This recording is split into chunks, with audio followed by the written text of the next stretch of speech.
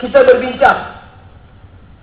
Antara topik bincangnya yang terbaru, dalam tempoh yang terdekat, pemimpin kanan UMNO.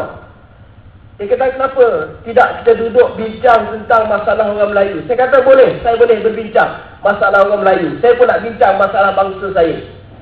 Tapi saya sebut kepada dia, sebelum kita nak pergi detail kepada perbincangan masalah Melayu, orang Melayu, pertama sekali saya nak beritahu kepada Datuk ke Tan Sri ke, saya sebut, yang menjadi Melayu bermasalah, yang menjadi Muslim dan Islam bermasalah di dalam negara kita yang sudah 50 tahun merdeka ini, bukan kami. Kami tak pernah perintah Malaysia. Kami tak pernah perintah Malaysia. Kami tak pernah jadi kerajaan di Malaysia. Yang menjadikan Melayu bermasalah, yang menjadikan agama Islam bermasalah, yang menjadikan orang Islam dipandang rendah, kamu UMNO. Khasnya pemimpin-pemimpin. Sebab negara ini dipimpin oleh UMNO, Barisan Nasional, sudah 50 tahun. Kita tak salahkan ahli UMNO. Saudara mara kita ramai orang UMNO, kawan-kawan kita ramai orang-orang UMNO, ahli-ahli UMNO. Kita salahkan pemimpin mereka. Dasar-dasar yang dibuat, mana dasar? Banyak dasar yang merugikan orang Melayu. Ambil yang mudah-mudah, pendidikan, pengajaran matematik dan sains dalam bahasa Inggeris. Orang Melayu untung tak? Adakah orang Melayu untung dengan dasar ini? Mengajar matematik dan sains dalam bahasa Inggeris. Kita bukan anti bahasa Inggeris, tak. Belajar bahasa ni Nabi suruh. Tapi bila ditukar mengajar sains dan matematik dalam bahasa Inggeris, mangsa pertama orang Melayu. Sekarang ini kita dengar komplain cukup banyak di sekolah-sekolah. Di kalangan guru-guru, bukan lagi di kalangan pelajar-pelajar. Pelajar ni memang sudah menjadi bangsa. Daripada hari pertama ini diperkenalkan, sekarang ini yang menjadi bangsa guru-guru. Guru-guru tidak dilatih dalam bahasa Inggeris untuk mengajar matematik dan sains dalam bahasa Inggeris. Tiba-tiba bila dikemukakan polisi baru, guru kena mengajar dalam bahasa Inggeris. Yang dia sendiri, terminologi subjek ni pun dia tak tahu macam mana dia nak mengajar. Bangsa pertama Melayu dalam bidang pendidikan. Dalam bab ekonomi, tadi kita lihat pembaziran di peringkat negeri.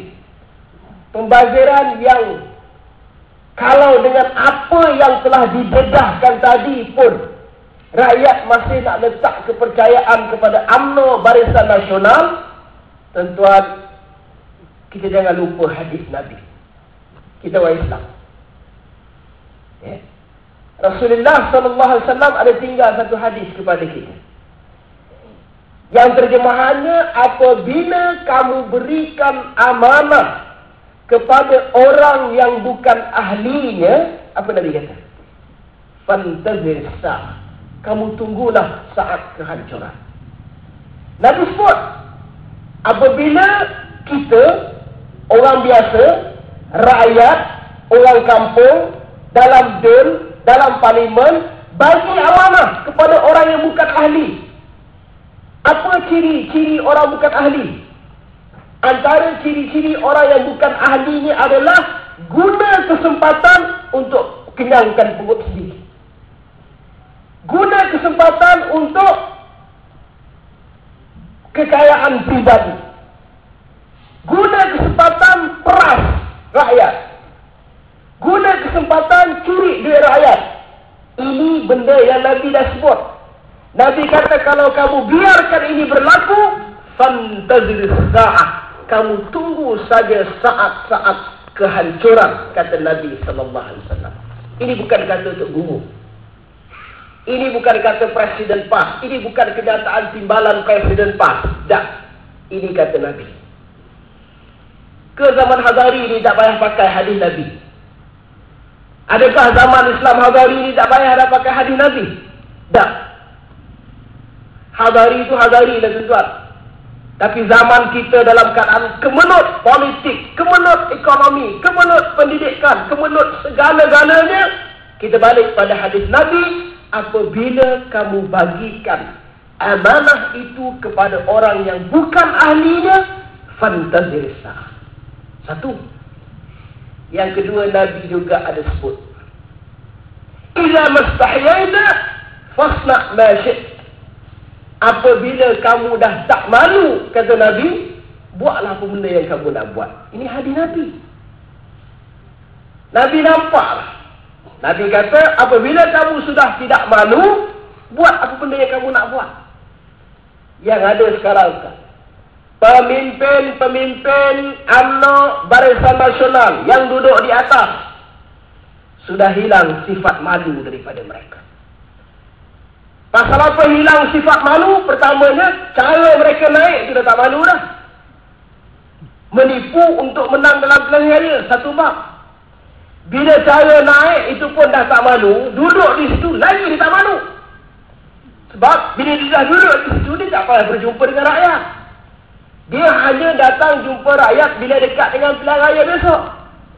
Kalau ada pilihan raya kecil, masa tu datang pembangunan.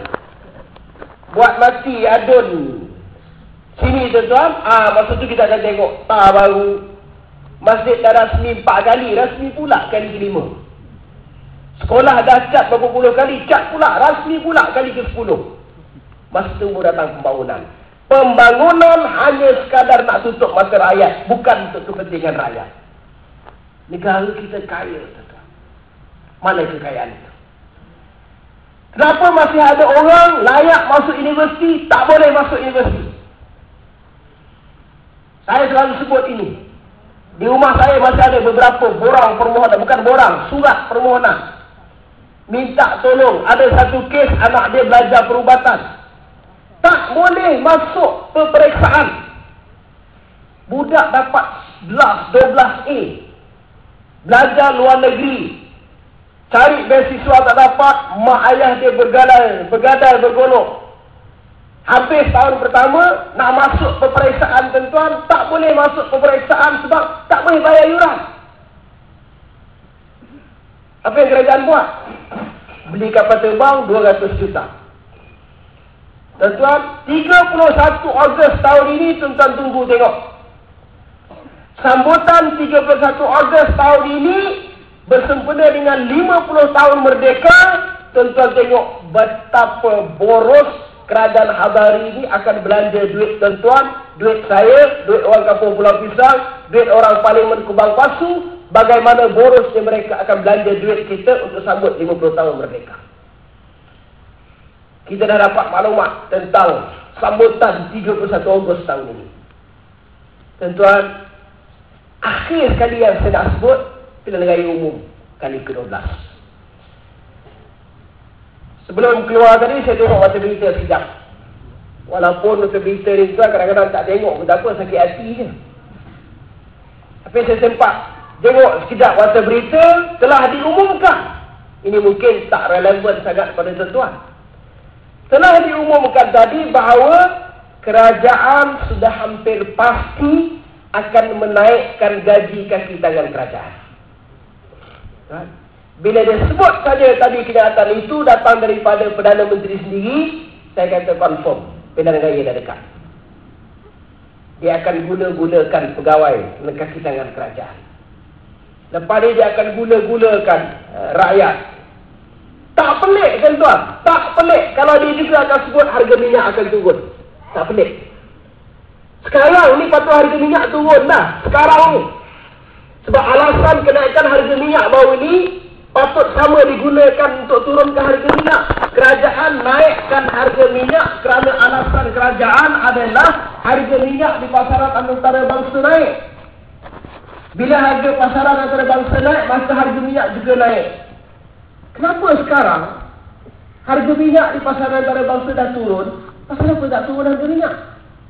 Tuan-tuan pakai motor, tuan-tuan pakai kereta, tuan-tuan pakai jentera untuk sawah bendang kita. Kenapa sekarang tak turun? Harga minyak pasaran antarabangsa turun. Tuan-tuan, saya duk nampak mungkin dia akan turunkan harga minyak bila dekat dengan pilihan raya. Lepas dia pilihan raya besok ada naik balik. Sebab dia tahu rakyat Malaysia ni boleh dibeli dengan umpan yang semacam itu. Tuan-tuan, 2004 dia boleh beli umpan macam itu. Tapi pilihan raya umum kali ke-12, ini masa untuk kita buat perubahan.